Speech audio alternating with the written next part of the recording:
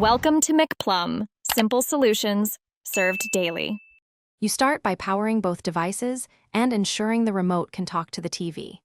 Insert fresh batteries and confirm contacts. Weak cells cause intermittent commands. Once done, plug the TV in and press its power button so the set is awake. Make sure you know where the IR sensor sits or that the TV's Bluetooth is ready.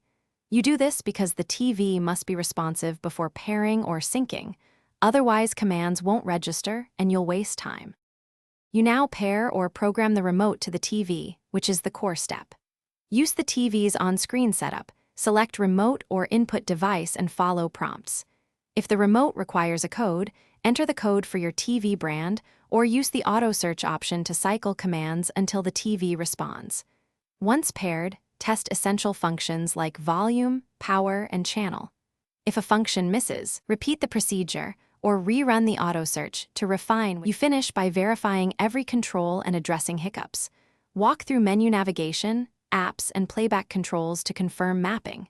If responses are slow or inconsistent, replace batteries first, then repair via Bluetooth or redo the code entry for programmable remotes.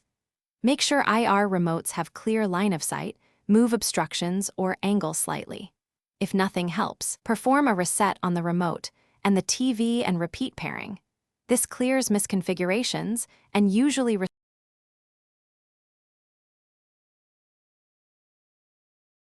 Thanks for watching. Stay juicy and subscribe.